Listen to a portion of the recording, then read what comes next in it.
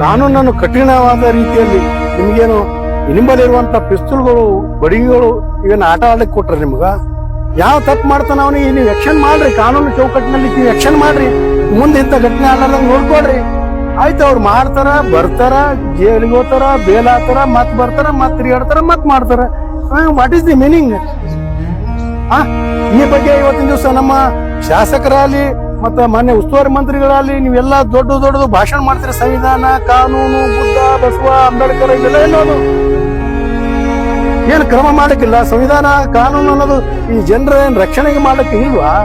ಇವತ್ತಿನ ದಿವಸ ನೀವೇನು ಆ ಘಟನೆ ಆದ ಬಳಿಕೆ ಬಂದು ಇವತ್ತು ಪೋಸ್ಟ್ ಮಾರ್ಟಮ್ ಮಾಡೋದು ಒಂದೇ ಕಾನೂನಲ್ಲ, ಘಟನೆ ಆಗ್ಲಾರ್ದಂಗ್ ನೋಡ್ಕೊಳ್ಳೋದನ್ನ ಒಂದು ಕಾನೂನು ಇದೆಯಲ್ಲ. ಮುಂಜಾಗ್ರತಾ ಕ್ರಮ ತಗೊಳ್ರಿ ನೀವು. ಈ ಬಗ್ಗೆ ನೀವು ಗಂಭೀರವಾಗಿ ಪರಿಗಣಿಸಿ ತಾವು ಮಾಡಬೇಕು. ಈ ವಿಷಯ ಕುರಿತು ಸಂಪೂರ್ಣವಾದಂತ ಚರ್ಚೆಯನ್ನು ನಾಳೆ ಬೆಳಗ್ಗೆ ಎಲ್ಲಾ ಸಮಾಜ ಮುಖಂಡರು ಎಲ್ಲರೂ ಸೇರಿ ಮಾಡೋರಿದ್ದೀವಿ. ಅದಕ್ಕೆ ಈ ಬಗ್ಗೆ ಏನಾದರೂ ತಾವು ಒಳ್ಳೆಯ ಪ್ರತಿಕ್ರಿಯೆ ನೀಡಿ ಈ ಸೂಕ್ತ ಕ್ರಮ ತೆಗೆದುಕೊಳ್ಳದಿದ್ದಲ್ಲಿ ಮುಂದಿನ ಒಂದು ಹೋರಾಟ ನಾವು ಮಾಡೇ ಮಾಡ್ತೀವಿ, ಕುಟುಂಬಕ್ಕೆ ನ್ಯಾಯ ಕೊಡಿಸ್ತೀವಿ ಅಂತ. ಅದು ಮಾಸವ ಮುಂದೆ ಮತ್ತೆ ಈ ಒಂದು ಘಟನೆ ಸರ್ಸಂಬ ಅಷ್ಟೇ ಅಲ್ರಿ, ಕಲಬುರಗಿಯಲ್ಲಿ ಈಗ ಅಲ್ಲಿರುವಂತ ಜನಪ್ರತಿನಿಧಿಗಳು ಎಲ್ಲರೂ ಸೇರ್ಕೊಂಡು ಈ ಬಗ್ಗೆ ಗಂಭೀರವಾಗಿ ಪರಿಗಣಿಸಬೇಕು. ಇವತ್ತು ಹಾಡು ಹಗಲೇ ಮಟ್ಕಗಳು ನಡೀತಾ ಇವೆ, ಹಾಡು ಹಗಲೇ ಜೊತೆದಂದ ನಡೀತಾ ಇವೆ, ಹಾಡು ಹಗಲೇ ಇವೆಲ್ಲ ವಿಪನ್ಸ್ ಇವೆಲ್ಲ ನಡೀತಾ ಇವೆ. ಇವೆಷ್ಟೆಲ್ಲ ಸರಾಯಿದಂದೆ ನಡೀತಿದೆ. ಇಷ್ಟೆಲ್ಲಕ್ಕೂ ಕೂಡ ಕಡಿಮೆ ಇಲ್ಲಿಗಲ್ ಆಕ್ಟಿವಿಟೀಸ್ ಇಂಥ ಘಟನೆಗಳು ಆಗಲಿಕ್ಕೆ ಕಾರಣ. ಇವತ್ತಿನ ದಿವಸ ಪೊಲೀಸರು ಪಾರದರ್ಶಕವಾಗಿ ಯಾವ ತಪ್ಪು ಮಾಡ್ತಾನ ಅವನ ಬಗ್ಗೆ ಕ್ರಮ ತಗೊಂಡ್ರೆ ಇಂಥ ಘಟನೆಗಳು ಆಗಲ್ಲ. ಇದಕ್ಕ ಅವರ ಒಂದು ಪ್ರಾಮಾಣಿಕತೆಯ ಕೊರತೆಯಲ್ಲಿಂದ ಇವೆಲ್ಲ ಆಗ್ಲಿಕತ್ತಾವ. ಮುಂದಾದ್ರೂ ಕೂಡ ದಕ್ಷ ಮತ್ತು ಪ್ರಾಮಾಣಿಕ ರೀತಿಯಲ್ಲಿ ಪೊಲೀಸರು ಕೆಲಸ ಮಾಡಬೇಕಾಗಿ ಎಂದು ಹಾಡು ಹಗಲೇ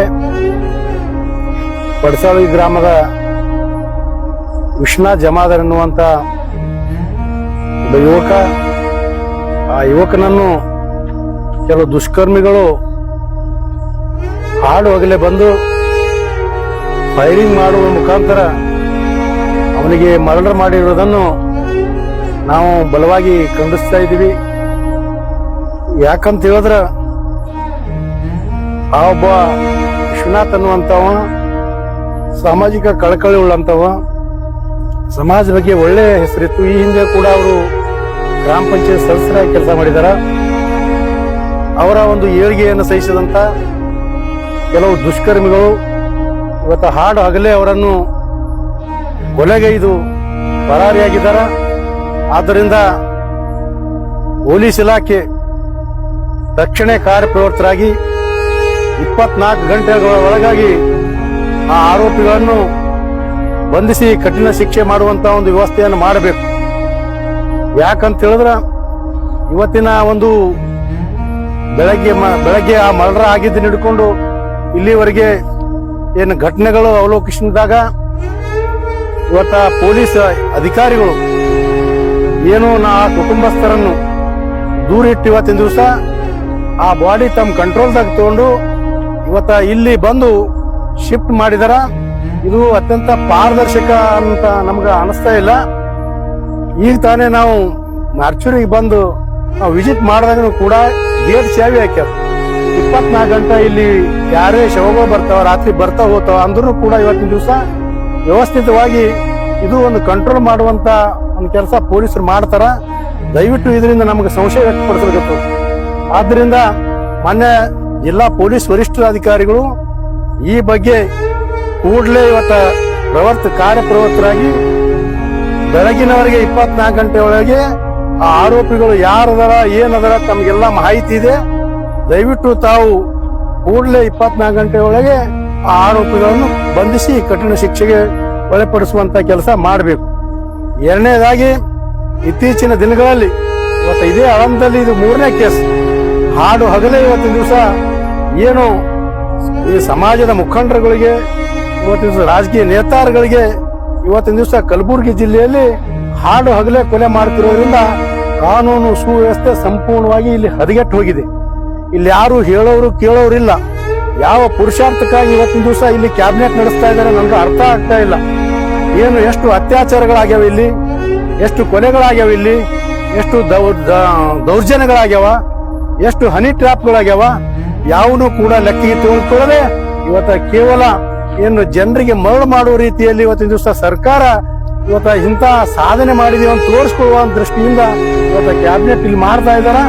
ಆದ್ರಿಂದ ಆ ಒಂದು ಪುರುಷಾರ್ಥಕ್ಕಾಗಿ ನೀವು ಮಾಡ್ತಾ ಇದ್ದೀರಿ, ಈ ಭಾಗದ ಅಭಿವೃದ್ಧಿಗೆ ಮಾಡ್ತಾ ಇದ್ದೀರಿ, ನಮ್ಗೆ ಸ್ವಾಗತ ಇದೆ. ಆದ್ರೆ ಇವತ್ತಿನ ದಿವಸ ಏನು ಚೌಡಾಪುರದಲ್ಲಿ ಗೌಡಾಪುರದವ್ರ ಹಾಡು ಹಗಲೇ ಕೊಲೆ ಆಯ್ತು, ಇವತ್ತ ಸಾಗನೂರದಲ್ಲಿ ಗಿರೀಶ್ ಚಕ್ರವರ್ಧ ಹಾಡು ಹಗಲೇ ಕೊಲೆ ಆಯ್ತು, ಈ ಹಿಂದೆ ಎಲ್ಲಿ ತಡಕಲಕ್ ಮತ್ತು ಕಡಗಂಚಿ ನಡುವೆ ಅವ ಹಾಡು ಹಗಲೇ ಕೊಲೆ ಆಯ್ತು. ಎಷ್ಟು ಕೊಲೆಗಳಾಗ್ಯಾವ್ರಿ? ಅದರಲ್ಲಿ ಇವತ್ತು ಅತ್ಯಾಚಾರ ಮತ್ತು ಇವತ್ತು ಕೊಲೆ ಪ್ರಕರಣಗಳು.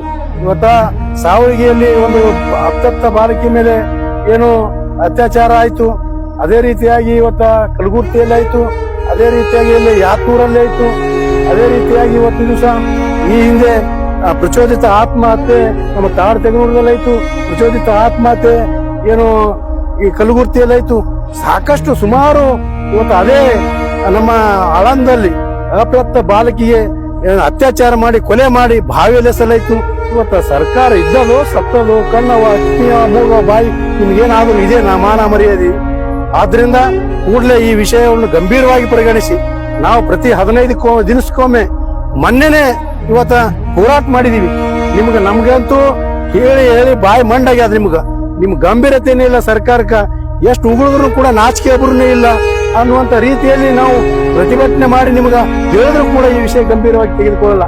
ನಾವೇನು ಪ್ರಜಾಪ್ರಭುತ್ವ ವ್ಯವಸ್ಥೆಯಲ್ಲಿ ಇದ್ದೇವಾ ಏನು ಬೇರೆ ದೇಶದಾಗಿದ್ದೇವ ಅನ್ನೋದು ಆತಂಕ ಮೂಡ್ತಾ ಇದೆ.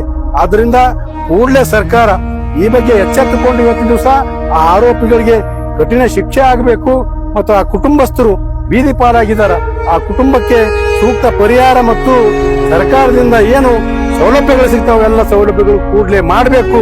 ಒಂದು ವೇಳೆ ನೀವು ಆ ಒಂದು ವ್ಯವಸ್ಥೆ ಮಾಡದೇ ಇದ್ದಂತ ಪಕ್ಷದಲ್ಲಿ ಇವತ್ತು ದಿವಸ ಮುಂದಿನ ದಿನಗಳಲ್ಲಿ ನಾವು ಮತ್ತೆ ಹೋರಾಟ ಮಾಡೋದು ಅನಿವಾರ್ಯ ಆಗ್ತದೆ ಅನ್ನೋ ಮಾತನ್ನ ಈ ಸಂದರ್ಭದಲ್ಲಿ ಜೊತೆ ನೀವು ಚರ್ಚೆ ಮಾಡ್ತಾರಲ್ಲ, ಅಂದ್ರೆ ಯಾರ ಮೇಲೆ ಏನಾದ್ರು ಅನುಮಾನ ಅಥವಾ ಹಿಂದೆ ಏನಾದ್ರು ಜಗಳ ಅವ್ರ ಕುಟುಂಬದವ್ರ ಜೊತೆ ಚರ್ಚೆ ಮಾಡಿದಾಗ ಈ ಹಿಂದೆ ಕೆಲವರ ಬಗ್ಗೆ ಅವರು ಸಂಶಯ ವ್ಯಕ್ತಪಡಿಸಿದಾರ. ಆದ್ದರಿಂದ ಪೊಲೀಸ್ ಅಧಿಕಾರಿಗಳಲ್ಲಿ ವಿನಂತಿಯನ್ನ ಮಾಡ್ಕೋತಾ ಇದ್ದೀನಿ, ನೀವು ಅವ್ರು ಏನ್ ಹೆಸರು ಹೇಳ್ತಾರ ಪಾರದರ್ಶಕವಾಗಿ ಅವ್ರ ಹೆಸರುಗಳನ್ನು ಪರಿಗಣನೆ ತೆಗೆದುಕೊಂಡು ಅವ್ರ ಮೇಲೆ FIR ಮಾಡ್ಬೇಕು. ಇವತ್ತಿನ ದಿವಸ ನಮ್ಮ CPI ಅವರು ಉಡಾಫೆ ಮಾತಾಡ್ತಾರೆ. ಇವತ್ತಿನ ದಿವಸ ಅವ್ರ FIR ದಾಗ ಅವ್ರ ಹೆಸರಿದ್ರು ಅವ್ರ ಎನ್ಕ್ವೈರಿದಾಗ ಅವ್ರು ಇಲ್ಲಪ್ಪ ಅಂದ್ರ ಈ ಕೇಸೇ ಹೋಗ್ತಾ ಅನ್ನುವಂತ ರೀತಿಯಲ್ಲಿ ಮಾತಾಡ್ತಾರೆ. ಯಾವ ಕಾಲದಲ್ಲಿ ಇದ್ದೀರಿ ನೀವು? ಆ ಹುಡುಗ ಸತ್ತಿದೆ ಸುಳ್ಳದ? ಯಾರು ಮಾಡಿದಾರೆ ಅವ್ರಿಗೆ ಹಿಡಿದ್ರು ಹಾಕ್ಬೇಕು. ಅವ್ರಿಲ್ಲ ಅಂದ್ರೆ ಅವ್ರ ಸಂಶಯದ ಅಂತೇಳಿ ಅವ್ರು ಯಾರು ಅವ್ರಿಗೆ ಬಂದ್ ನೋಡ್ರ ಇವರೇ ಹೊಡೆದಾರಂತ ಏನ್ ಮಾತಾಡ್ತಾ ಇದಾರೆ ನೀವು ಪೊಲೀಸ್ ಅಧಿಕಾರಿಗಳು? ನಿಮ್ಗೇನು ಸ್ವಲ್ಪ ಇದು ಇಲ್ವಾ? ದಯವಿಟ್ಟು ನೀವು ಅವ್ರು ಯಾರಿಗೆ ಸಂಶಯದ ಅವ್ರ ಬಗ್ಗೆ ಎನ್ಕ್ವೈರಿ ಮಾಡ್ರಿ. ಅವ್ರಿಲ್ಲ ಅಂದ್ರೆ ಬಿಡ್ರಿ. ಯಾವನ ಎನ್ಕ್ವೈರಿದಾಗ ಬರ್ತಾನ ಅವನಿಗೆ ಹಿಡಿದು ಒಳಗೆ ಹಾಕ್ರಿ. ಈ ರೀತಿಯಾಗಿ ಇವತ್ತಿನ ದಿವಸ ಷಡ್ಯಂತ್ರ ಮಾಡೋದ್ರಿಂದ ಪದೇ ಕೊಲೆಗಳು ಇವತ್ತಿನ ದಿವಸ ದೌರ್ಜನ್ಯಗಳು, ಅತ್ಯಾಚಾರಗಳು, ಆತ್ಮಹತ್ಯೆಗಳು ಆಗ್ತಾ ಇವೆ.